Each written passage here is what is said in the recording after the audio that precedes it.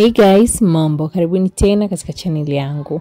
Leo nitaelekezeni namna ya kutengeneza soft ice cream soft tamu kwa kutumia blender lako. Mahitaji nitakayotumia ni hiyo whipping cream pamoja na condensed milk ama sona.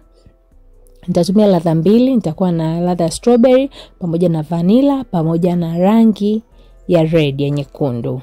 Hayo ndio mahitaji ambayo nitatumia na blender.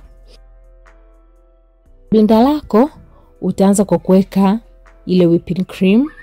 Baada hapo utaiblend. Utahakikisha unaiblend mpaka pale itakapokuwa nzito kama hivyo. Nitaonyesheni hapo. Yes, inakuwa nzito kama hivyo. Kama una hand mixer unaweza kutumia hand mixer, lakini mimi nimetumia blender leo. Baada ya ikishakuwa nzito hivyo utaweka sona. Haya maziwa mazito ama condensed milk unayapata madukani ama kwenye supermarket. Utaichanganya tena vizuri kwa pamoja.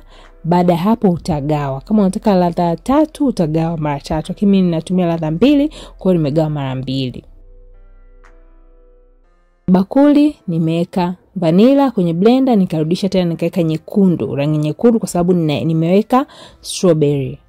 Okay, utachanganya vizuri ili ile nyekundu ichanganyike vizuri. Baada hapo sasa utachukua container lako la kugandisha ambalo tutumia kugandisha kwenye freezer, utaeka.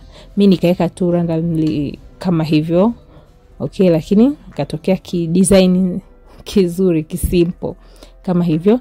Baada hapo sasa utaweka kwenye freezer, utaacha igande.